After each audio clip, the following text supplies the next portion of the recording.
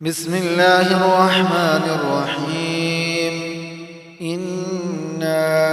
أرسلنا نوحا إلى قومه أن أنذر قومك من قبل أن يأتيهم عذاب أليم. قال يا قوم إني لكم نذير مبين أن اعبدوا الله واتقوه وأطيعون يغفر لكم من ذنوبكم ويؤخركم إلى أجل مسمى إن أجل الله إذا جاء لا يؤخر لو كنتم تعلمون. قال رب إني دعوت قومي ليلا ونهارا فلم يزدهم دعائي إلا فرارا وإني كلما دعوتهم لتغفر لهم جعلوا أصابعهم في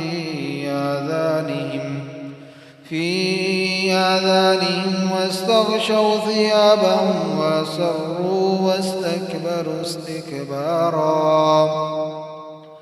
ثم إني دعوتهم جهارا ثم إني أعلنت لهم وأسررت لهم إسرارا فقلت استغفروا ربكم إنه كان غفارا يرسل السماء عليكم مدرارا ويمددكم بأموال وبنين ويجعل لكم جنات ويجعل لكم أنهارا ما لكم لا ترجون لله وقارا وقد خلقكم أطوارا ألم تروا كيف خلق الله 7 سماوات طباقا وجعل القمر فيهن نورا وجعل الشمس سراجا والله أنبتكم من الأرض نباتا ثم يعيدكم فيها ويخرجكم إخراجا والله جعل لكم الأرض بساطا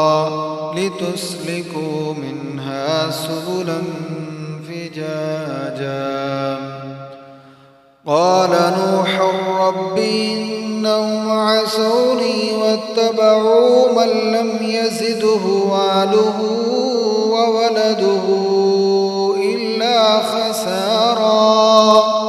ومكروا مكرا كبارا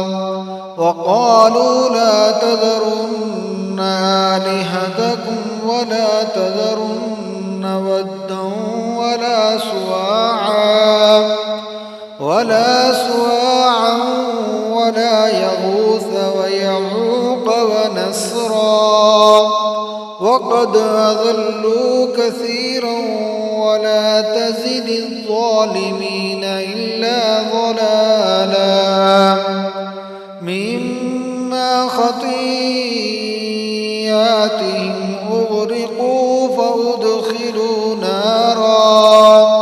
فلم يجدوا لهم من دون الله أنصارا.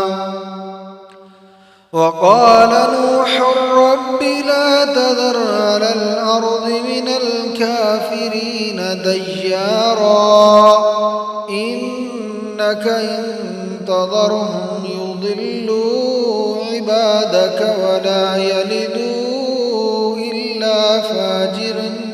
كفارا إنك إن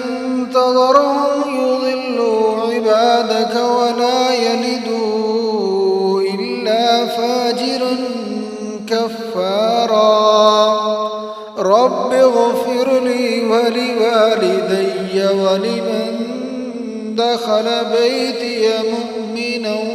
وللمؤمنين والمؤمنات رب اغفر لي ولوالدي ولمن دخل بيتي مؤمنا